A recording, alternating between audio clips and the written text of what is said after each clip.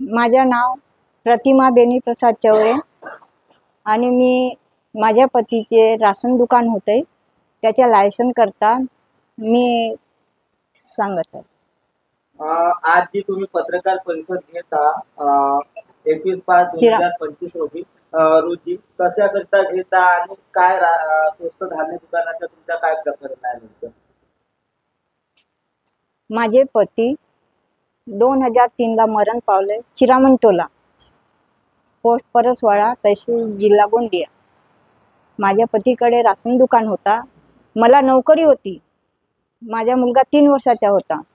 त्यांच्या 2003 मध्ये मरण पावल्यामुळे मी आपल्या भाषेची नावाने अर्ज टाकला होता, पण माझ्याकडे कोणी ध्यान न देता मला काही दिला नाही आणि त्यानंतर लाडेला अटॅच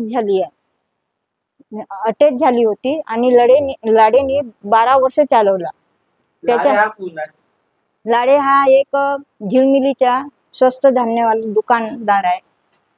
तुमचे जे पती आहे त्यांचे नाव काय, जे मृत्यू पावले, कोणत्या वर्षी मृत्यू पावले? माझे पतीचे नाव बेनी प्रसाद परशुराम चौरे आहे आणि ते 2003 मध्ये मरण पावले।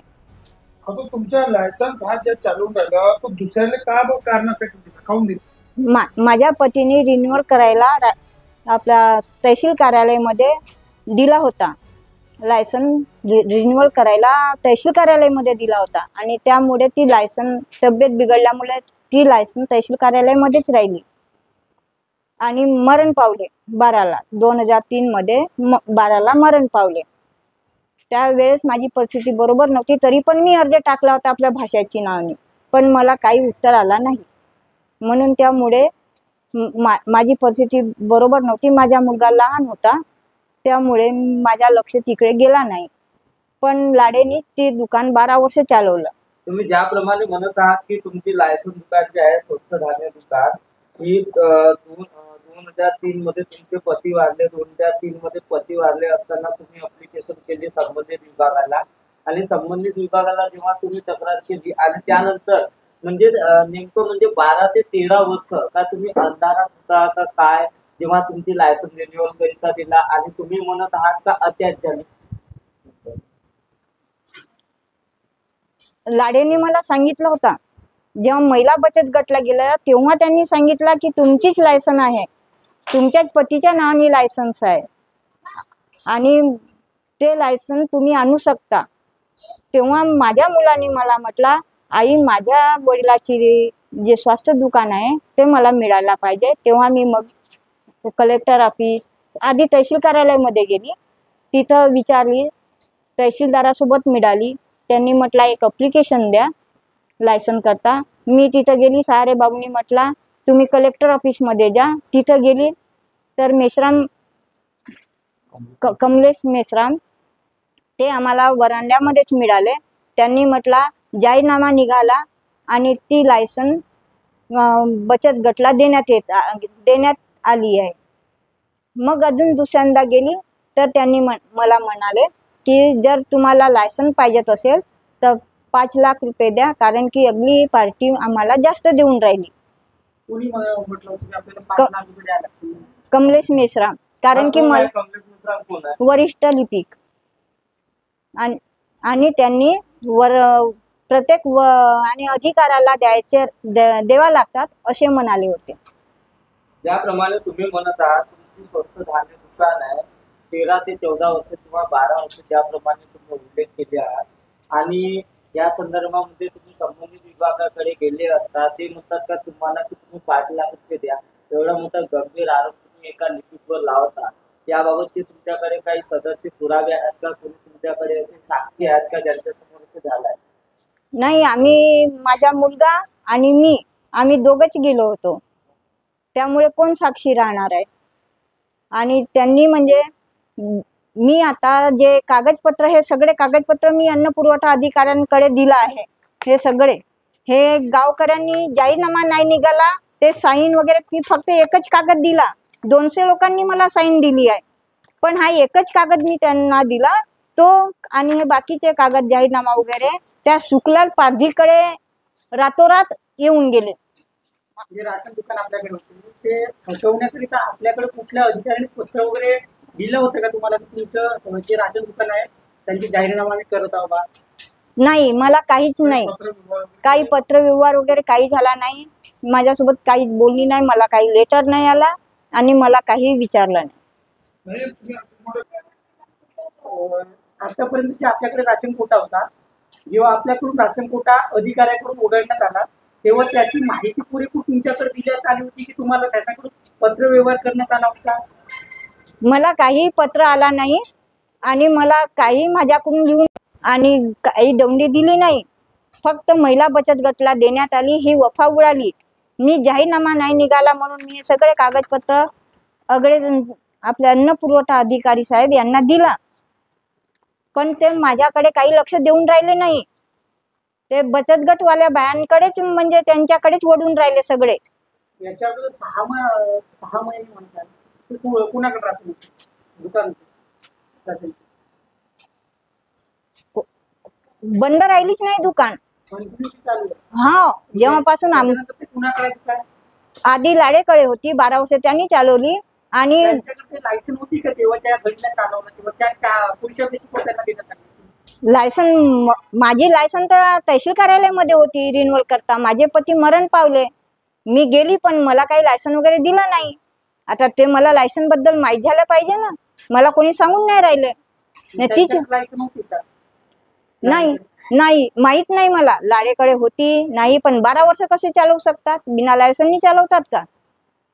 म्हणजे तुमचा असा आरोप आहे की लाडे यांनी तुम्हाला भूमीत ठेवलं, एकीकडे संबंधित अधिकाऱ्याकडे तुम्ही जाहीर केल्या, पण कुठल्याही प्रकारच्या संबंधित अधिकाऱ्यांना तुम्हाला कोऑपरेट नाही केला, मग तुम्हाला जे आहे अंधारात ठेवला, असं तुमचं म्हणायचं अर्थ आहे का?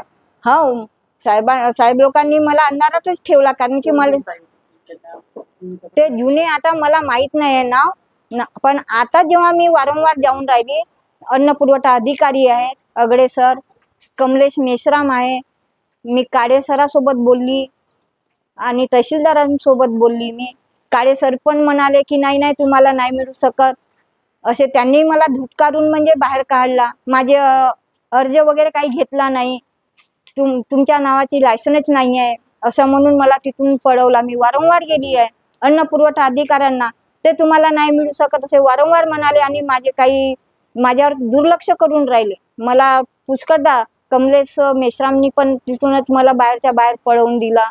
म्हणजे माझ्यासोबत दुर्व्यवहार करून राहिले हे लोक. आता जे लोक आहेत ते चालवत त्यांना किती वेळ कार्य झाले? त्यांना 16-17 पासून महिला बचत गटला मिळाली आहे. ज्याप्रमाणे तुम्ही गटाचा उल्लेख केलेला आहात, मा दुर्गा महिला बचत गट, त्यावेळेचे अध्यक्ष होते रामटेकेबाई आणि नंतर पारधी मॅडम अध्यक्ष झाल्या आणि त्यानंतरच्या एक असा म्हणजे नवीनच नाव आलं की सुखलाल जियालाल पारधी यांचे नाव, म्हणजे गटातून नाव वगळून टाकलं. हा काय आहे नेमकं? जेव्हा अध्यक्ष बनली रामटेकेबाई, तर ते पहिली गोष्ट अनुसूचित जातीमधून तो राशन कोटा आम्हाला मिळाला होता. त्यामुळे काही आदिवासी आणि एससी समाजाची असे मिळून तो बचत गट आणण्यात आला आहे. आणि त्याच्यानंतर यांनी त्या लोकांना अध्यक्षपदावरून हटवून एक पटले मॅडम आहे, आणि मॅडम म्हणजे एक पटले बाई आहे आणि एक पारधी आहे, ती अंगणवाडीची सेविका आहे. ह्या दोघांनी ते अंगणवाडीची सेविका सचिव आणि पटले जी बाई होती ती अध्यक्ष, पण अध्यक्षाच्या नाव न सांगता ते अध्यक्ष पारधी मॅडमला बनवण्यात आला. अंगणवाडी सेविका कोण? खेमनबाई पारधी. त्यांना ह्या गटामध्ये पण असते ते? हा, ते शाळेमध्ये टीचर पण असतात. हो, अंगणवाडी सेविका आहे ना ती. आणि तिच्याच पतीच्या नावाने ठराव पास झाला म्हणून आणि लायसन, मला नकली लायसन दिली आहे. माझ्याकडे पुरे कागदपत्र आहे. नकली लायसन मध्ये मा महिला बचत गट म्हणून नाववर आहे आणि महिला बचत गटनी ठराव पास करून खेमनबाई सुखलाल पारधी यांना देण्यात आला आहे असं म्हणून तो लिहिलेला आहे. ते एकाच बाईला कसे बचत गटवाले? तो लायसन कोणाला दिला? मला काळे सरांनी दिला. तो कुठे आहे तो?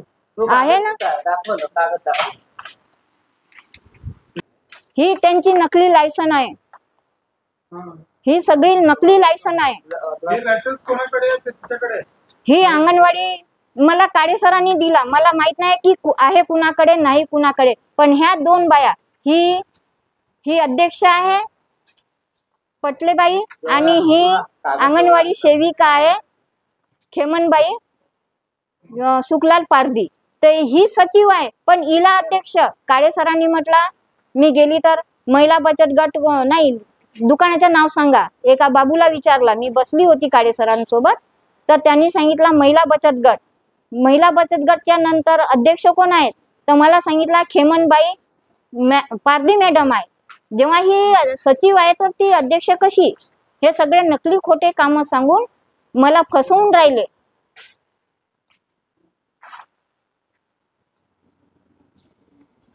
तुमची काय अपेक्षा आहे? तुम्ही आज पत्रकार परिषद घेतली आहे. तुम्ही ज्याप्रमाणे त्यांचा जे आरोप केलेला आहे की त्याने डुप्लिकेट लायसनचा वापर केलेला आहे म्हणून आणि कुठं ना कुठं खोडतोड केलेला आहे, काय अपेक्षा काय काय तुमचा पाऊल आहे नेमकं? मी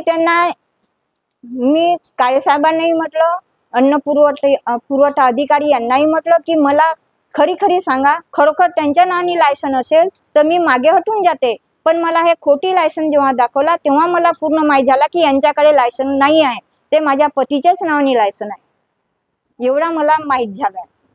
तर माझ्या मुलाला ती लायसन परत करून, बेरोजगार आहे माझा मुलगा, माझ्या मुलाला देण्याचे त्यांनी विचार केला पाहिजे. आता याबद्दल तुम्ही जिथे जिथे तक्रार दाखल केली त्याबद्दल तुम्हाला सविस्तर म्हणजे वरिष्ठ अधिकाऱ्यांचा काय म्हणणं आलेलं आहे?